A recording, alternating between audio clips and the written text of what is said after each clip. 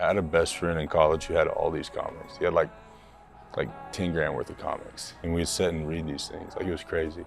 So like, if you read the comics, Tom Holland's probably the most realistic Spider-Man. All right, Zaven, so welcome to The Vibes. You know, we talk about everything on and off the field. Now for the hard-hitting questions, I'm a big MCU fan, like Marvel and the cinematic universe and all that.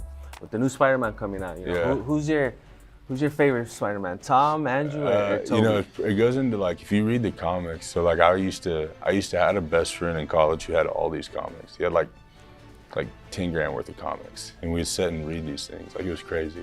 So like, if you read the comics, Tom Holland's probably the most realistic Spider-Man. Why? Just his personality and all that? Just nerd stuff, yeah. Like, it's crazy. So everything down to the smallest detail. That's why I like, you know, watching those movies, when the latest one, it was like, he had like the Spider-Man tingle or whatever, you know? Yeah, the Peter tingle. Yeah. Tingle. That's why it was such a big deal, because people were getting mad that he didn't have that. You know, they're like, Spider-Man in the comics has that. It's been so good so far. Why doesn't he have it now? If you were constructing your Avengers on the defensive side of this team, you know, who would be your Captain America? Let's start off with Captain America. Who would be your leader? JJ. Who would be your Iron Man? Jordan Hicks. Smart, knows everything. Yeah. Incredible Hulk. You, in a way? Nah. Where would you find yourself? Thor? I feel like you'd be more of a Thor guy. Yeah. Who knows? I like Doctor Strange. What they did the other day, that was pretty cool. Are you into all that? Like the Oh, Lokis of the I watched all multiverse? those. What's your theory? What do you think is gonna happen? Do you think, you know, Wanda, you know, everything that tied in with WandaVision and Loki, is all gonna tie into? It'll all tie in together. It always does. All the movies tie in together, always. If you watch every Marvel's known for like Easter eggs and cutscenes.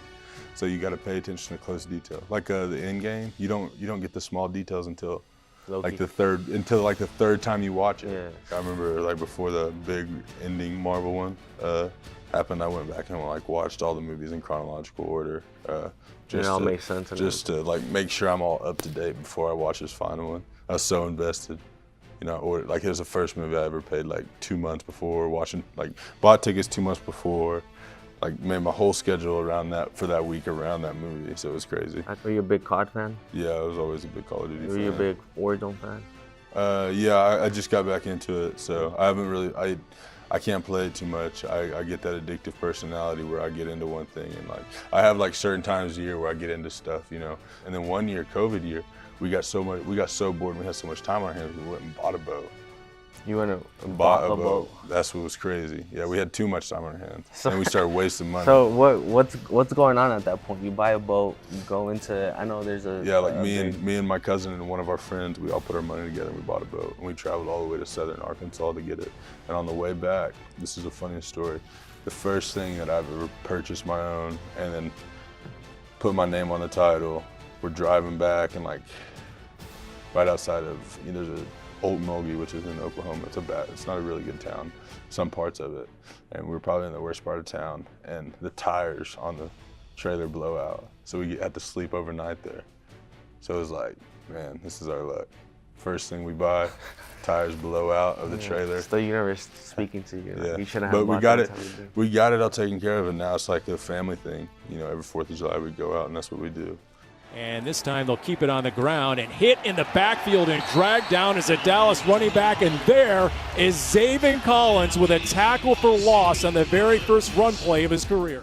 The more camps that went on, it kind of got discouraging because he, you know, I mean, people were interested, but then, you know, they didn't start offering or anything. So I think he kind of got frustrated, and I just kept pushing him. And I mean, hasn't always been rainbows and butterflies for you, even during high school. I mean, you went from camp to camp all throughout the region, from state to state, and your mom was always there with you. Yeah. Going through that, like, you know, we all love our moms. You know, what does it mean to you having your mom next to you, taking you to all these camps? Yeah, my mom is always, like, my family never missed a game. I think the first game that they missed of my career, like intentionally, like where they could come but they didn't, was probably like preseason of this year. So that's the first game, like out of any sport. Out of any sport. So you gotta think like gymnastics, every baseball game in high school, every whatever, like some part of my family has always been there. Either my mom's there, my grandma's there, or my grandfather, aunt, uncle, someone's always there, so it was nice. Putting it into perspective from your mom's side, she was a single mother, essentially.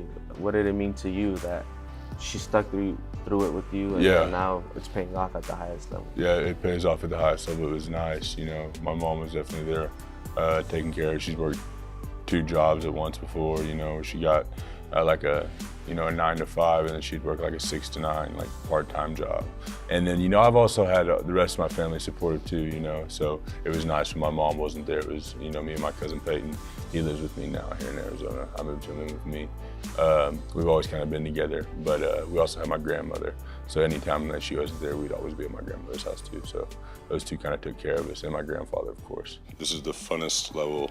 You know, when you play in high school, you're like, oh, it's better than what it was. And in college, this is way better than high school. And then when you're in the NFL, you're like, this is the best. It was like, this is the best. You know, I talked to your mom a couple of days ago, and you know, from the get-go, I asked her, I heard that Zaven was nameless for about 3 days. I had previously picked out the name Zaven, and my family didn't really like it. And the name that came up was Big Boy Collins. What did your mom talk to you about? What's the story behind that? Yeah, no, she didn't really have a name for me. And then, because I think she wanted like a girl or something, but she knew I was a boy, but she didn't have a name for it, but she was working like at I believe at a courthouse or something, and she was going through paperwork and found like a name from some dude. His name was like Zavon. She just changed it to Zaven, so it was cool. I had the middle name, it was a family name, but I didn't have the first name, so, because they didn't really like Zaven to begin with, but I always did, so. She was also talking to me about how when you started being competitive at 4, right? Around 4 years old, you started playing baseball. What are your first memories from playing baseball at that age and just becoming competitive? Yeah, just like T-ball, you know, playing baseball, playing T-ball, just like that was just normal stuff around like where I'm from. You grow up, the first thing you play is baseball, then you kind of move into the basketball scene, and then from basketball and football. And then gymnastics. Don't leave out gymnastics, bro. I heard she was telling me how she didn't necessarily tell anybody that you were doing gymnastics, and you started doing that at 5, and you know, where did that passion come from? You know, what went through your mind? You know what? I want to do gymnastics. I don't even remember really. I think I just saw it on TV and then trying to do stuff in my house, and then it went on to, you know, we actually went to like a gym and tried to do stuff. And you were a big fan of the 02 Olympics, right? Yeah. So if you were in the Olympics this past summer, you know, what's golf? That'd be like the sport. What's one of the sports that you would you know, win gold in potentially? Are you that good at golf, though? No. You know, so I'm not like crazy, but I can hold my own. I would say the coolest thing would be golf, but then I don't know what another fun one would be. I feel like gymnastics was always cool. That was always a cool sport to watch. Those people are freak athletes. Like the lowest body fat percentage out of any athlete ever, so it's crazy. Let's switch gears a little bit. What do you remember about the Wiggles? I heard you were always trying to. I don't even remember anything. Your mom was telling me how you always try to, you know, dance to the music and then I don't make people. Anything that she remembers, I don't remember. You were always trying to make people laugh, make those around you laugh. You know, where does that come from? That the willingness to make people around you come. I don't know. I've always been kind of like a goofy kid. Everyone used to call me Goofy. I know my mom always tells me stories about when I was young. I was goofy, like winning like stuffed animals. I remember there was a story like this is so country, this is so bad. We were like at Crackle Barrel and I won like a stuffed animal and I was like running around, high-fiving like all the old people on like a Sunday because I won a stuffed animal, like running around the store. They're like, whose kid is that? And they're like, oh, that's mine. And my mom was. So it's crazy. But yeah, I've always kind of been like a goofy kid, but you know, enjoy life. Talking about animals, she was telling me a story about you were about 5 years old and she had just killed a mouse in your guys' house. And that you were so into animals at that point that you were trying to save the mouse, even though in her head she already knew it was dead, and you took it out to the street and you laid it out in the middle of the street. And it wasn't going to survive. It was just laying there. And when he was walking up to me, a cat saw by and took the mouse. And I don't know if he remembers that story, He was devastated. What comes to mind when I tell you that story? I was like, who knows? I don't even know what I was thinking. I was probably just watched the animal show before that. You felt bad for them. Yeah, I just felt bad. Yeah. You're big into aviation going on. Yeah, I was big into it. That was cool. I always found planes like super cool. Helicopters. You can name all cool. the planes, right? Well, Yeah, I used to like. I used to be. be. I can't. I don't even remember anymore. But like my whole room used to be decked out in like planes. Like all kinds of planes, like all different planes. I used to have all kinds of books. I read books constantly. And then I always wanted to be a pilot when I grew up. And then I realized like sophomore year of high school, I was like, there's no chance. I'm way too big. Wait, why? What goes through your mind? No, I can't be a pilot anymore. I'm just way too big. Like I was way too tall. Like I can barely fit in the front seat of a truck. How am I gonna? I didn't even know that. How am I gonna fit when it Yeah, how am I gonna fit in a cockpit? You ready to roll? Steve, we're gonna kill everyone. Whole team, we're gonna kill everyone. I like it. And we know you make that bread in the NFL, man. You're a first-round pick. What's one of the first things you purchased? For who? Maybe for your mom? You know. No. So the first thing I purchased was I bought myself my dream car. I told myself I saw a car.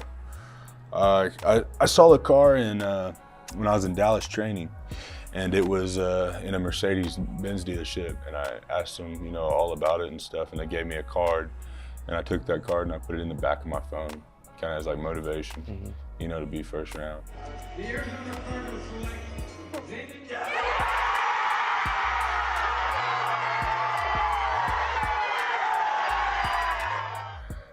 So I went first round and I bought that car.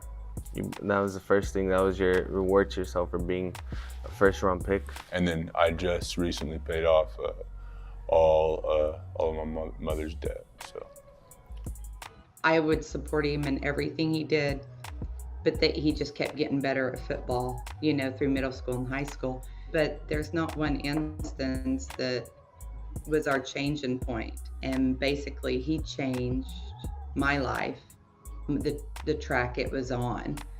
And so that was my changing point, probably is when I had him. What was going through your mind as soon as you told her, hey, I paid off all your debt? What was racing through your mind at that time? it was good, you know, because she had to make sacrifices when I was younger to take care of us. We didn't have enough money raising a kid, and, you know, no child support, no nothing. So it was just really solo dolo. So, you know, back then the student loans were kind of what she was letting us survive on. So until this day, you know, 22 years later.